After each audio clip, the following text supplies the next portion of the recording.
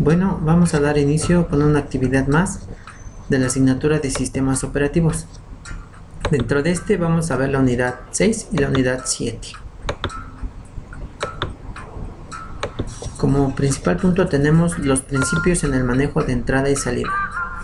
Una de las principales funciones de un sistema operativo es controlar los dispositivos de entrada y salida de una computadora. También se debe de enviar comandos a los dispositivos, detectar interrupciones y manejar errores. También debe proveer una interfaz entre los dispositivos y el resto del sistema, que sea en una forma sencilla y fácil de usar. El tema 1 es dispositivos de entrada y salida. Respecto al hardware de entrada y salida, pueden existir diferentes puntos de vista, pero a pesar de esto se tiene una idea general de los dispositivos de entrada y salida.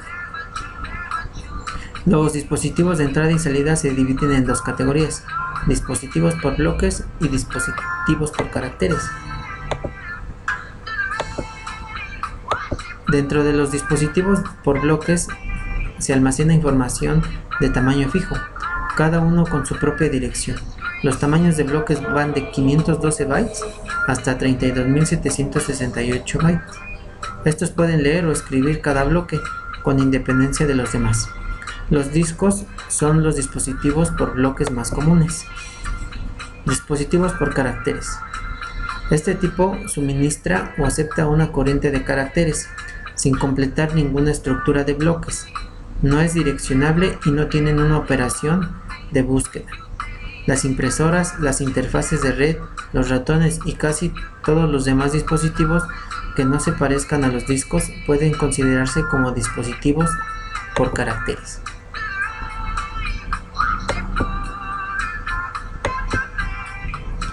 Tema 2. Controladores de dispositivos. Las unidades de entrada y salida por lo regular consisten en un componente mecánico y otro electrónico. En muchos casos es posible separar las dos partes con el objeto de tener un diseño más modular y general. El componente electrónico se llama controlador de dispositivo o adaptador. La función del controlador consiste en convertir el flujo de bits a un bloque de bytes, así con las acciones de corrección de errores necesarias. Cada controlador tiene unos 4 registros que sirven para comunicarse con la CPU. En algunas computadoras estos registros forman parte del espacio de direcciones de la misma forma.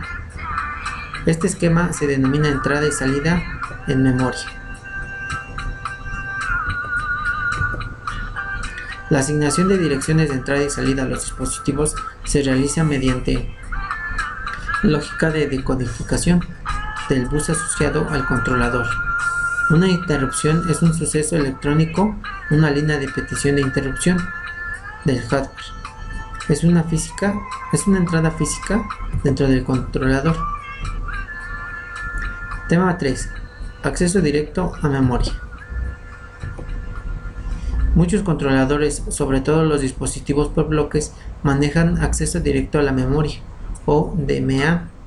Para explicar el funcionamiento del DMA, se analiza cómo ocurren las lecturas del disco duro cuando no se está usando DMA. Primero, el controlador lee el bloque, uno o más sectores de la unidad en serie, bit por bit, que todo el bloque esté en el buffer interno del controlador. El controlador calcula la suma de verificación para comprobar que no ocurrieron errores de lectura y luego causa una interrupción. Cuando el sistema operativo comienza a ejecutarse, puede leer el bloque del disco del buffer del controlador byte por byte o palabra por palabra, ejecutando un ciclo, leyéndose en cada interacción un byte o un registro del controlador y se almacena en la memoria. Tema 4. Principios en el software de entrada y salida. Dentro de este tema tenemos diferentes conceptos: principios del software, objetivos del software, manejadores de interrupciones, controladores de dispositivos, software de entrada y salida, independiente del dispositivo, software para usuarios, Principios del software de entrada y salida. Los objetivos generales del software de entrada y salida son fáciles de plantear. La idea básica es organizar el software con una serie de capas y que las inferiores oculten las peculiaridades del hardware. Objetivos del software de entrada y salida. Un concepto clave del diseño del software de entrada y salida se conoce independencia de un dispositivo. Esto significa que debe ser posible escribir programas que puedan tener archivos en un disquete.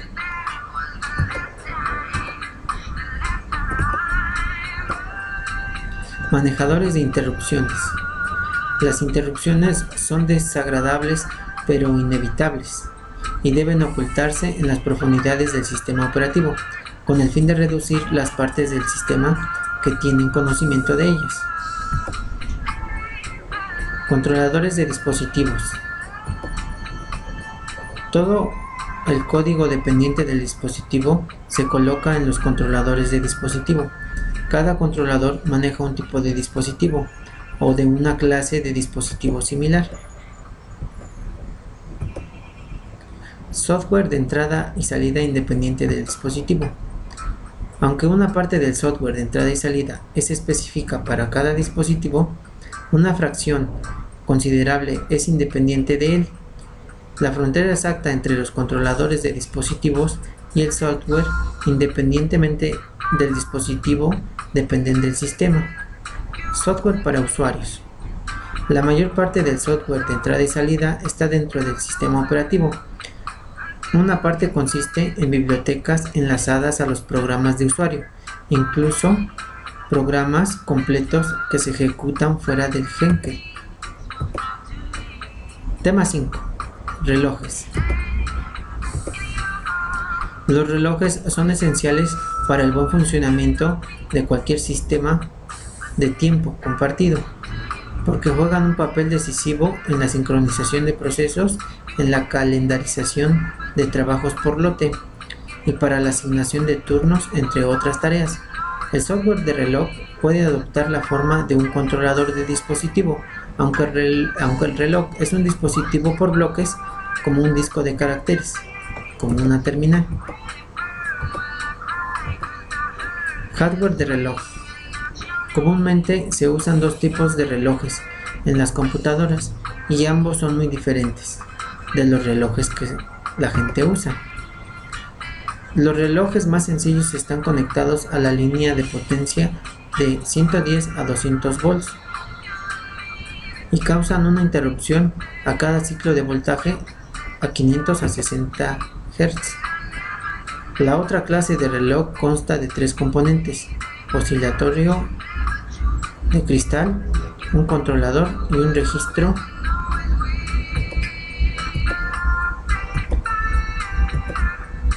Software de reloj.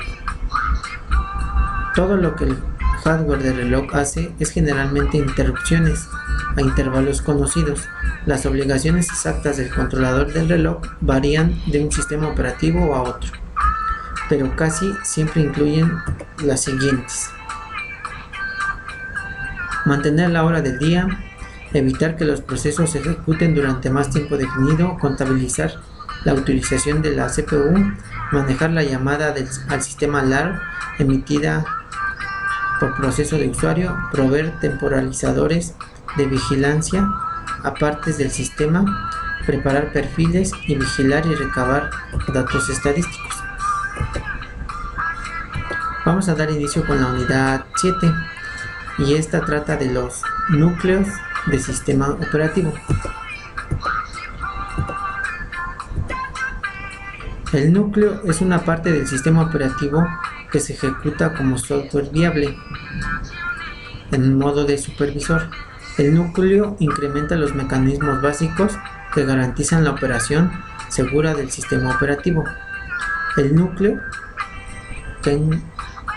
kernel, es la parte fundamental de un sistema operativo. El software es responsable de facilitar a los distintos programas de acceso seguro al hardware de la computadora o en forma más básica.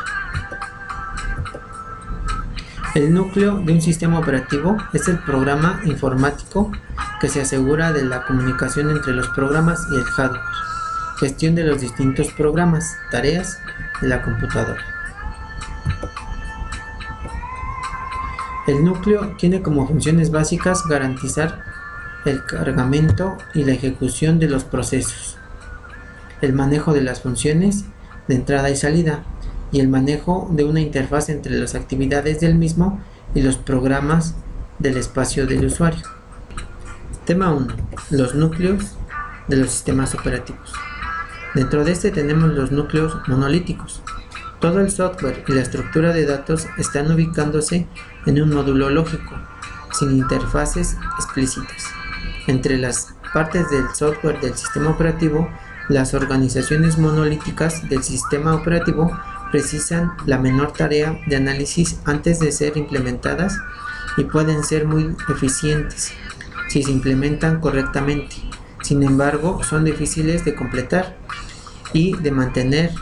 Por ello, es difícil de determinar si funcionan como es debido. Considerando las razones que tienen en cuenta los diseñadores para considerar el uso de diseño monolítico, en este tema también tenemos el micronúcleo, que es una organización extensible y pesada para implementar sistemas de tiempo real, sistemas de tiempo compartido y similares, mediante un conjunto de mecanismos troncales o estructura de base. La aproximación consiste en definir dos tipos de módulos para cualquier sistema operativo. Módulos independientes de la política implementan el núcleo extensible o micronúcleo. La filosofía bajo esta aproximación es que el sistema operativo puede implementarse en dos partes, una parte dependiente del mecanismo y dependiente del hardware, y una parte dependiente de la política e independiente del hardware. Bueno, esto ha sido todo respecto a la unidad 7. Por su atención, gracias.